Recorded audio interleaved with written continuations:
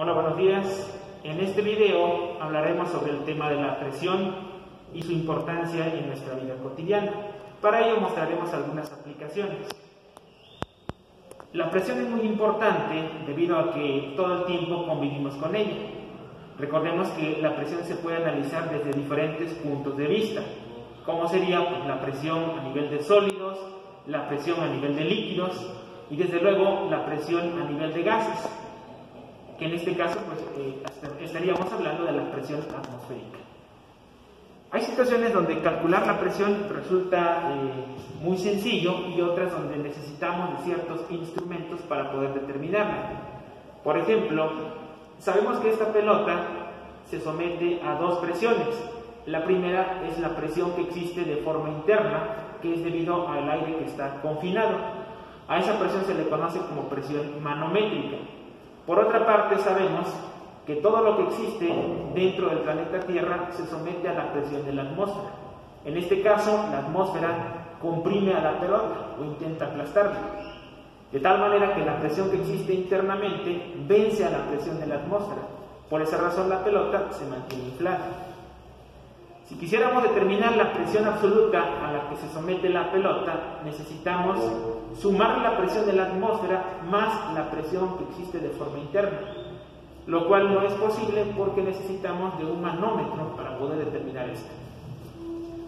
Ahora, otro caso sencillo sería determinar la presión que existe en el fondo del recipiente. Para ello se observa por aquí un objeto que es una canica y podríamos entonces determinar la presión absoluta a la que se somete la canica. Bueno, para determinar esto pues vamos a lo siguiente. Aquí frente al pizarrón se tiene ya el ejercicio. El ejemplo dice lo siguiente.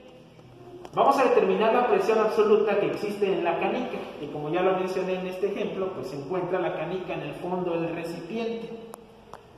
Y bueno, para ello pues tenemos la siguiente información. Como estamos trabajando con la sustancia agua, entonces aquí este líquido pues tiene una densidad de 980 kilogramos por metro cúbico. Este es un dato que se ocupa solamente en Puebla. Si el agua tuviera una temperatura diferente, entonces cambia la densidad. Por otra parte, el recipiente tiene una altura de 0.3 metros, o sea que la canica se encuentra a esa profundidad. Finalmente, en Puebla tenemos una presión de la atmósfera de 90.000 pascales. Con esa información podríamos entonces determinar la presión absoluta a la que se somete la canica de la siguiente manera. Recordemos que la presión absoluta es igual a la presión que existe de la atmósfera más la presión que se conoce como la presión manométrica.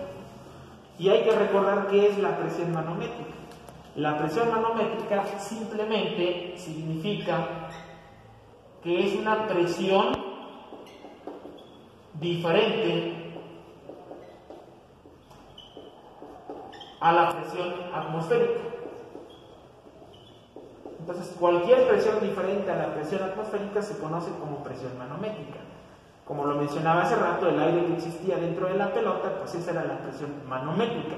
En este caso, la presión que ejerce el líquido internamente, pues sería la presión manométrica. Con esta idea, entonces, vamos a anotar la información y posteriormente vamos a resolver el problema. Vamos a decir entonces que la presión absoluta va a ser igual a la presión atmosférica, que en este caso tenemos un dato de 90.000 pascales. Por lo tanto, voy a colocar aquí estos 90.000 pascales. Aquí me quedarían 90.000 pascales. Y ahora vamos a calcular la presión hidrostática, que sería la presión manométrica. Aquí abajo vamos a recordar esta parte. Entonces, presión manométrica, en este caso, sería igual a la presión hidrostática, que se representa con la letra P y su índice H. A partir de eso, entonces, vamos a calcular la presión hidrostática. Recordemos que la presión hidrostática es igual al producto de la densidad por la gravedad y esto multiplicado por la profundidad, la profundidad a la que se encuentra la canica. Bueno, para ello entonces vamos a sustituir los resultados. La densidad del agua, en este caso es 980 kilogramos metro cúbico. Y ahora este dato lo voy a multiplicar por la constante de gravedad, que de este lado podemos observar. La constante de gravedad tiene un valor de 9.8, entonces voy a multiplicar 980 por 9.8 metro por segundo al cuadrado. Y ahora esto lo voy a multiplicar por la profundidad a la que se encuentra la canica, que es de 0.3 metros. Y bueno, con esta información podríamos fácilmente tomar nuestra calculadora e introducir los datos. Lo voy a hacer rápidamente, sería el producto de 980 por 9.8 y por 0.3. Aquí se obtiene una cantidad de 2881.2. Voy a anotar ese resultado, 2881.2. Y aquí las unidades que nos quedan para la presión hidrostática pues serían pascales. Ahora, una vez que se ha hecho el cálculo de la presión hidrostática, pues significa que ya tenemos la presión manométrica. Entonces, con toda la tranquilidad, podríamos sumar aquí a los 90.000, le vamos a agregar 2.881.2 pascales.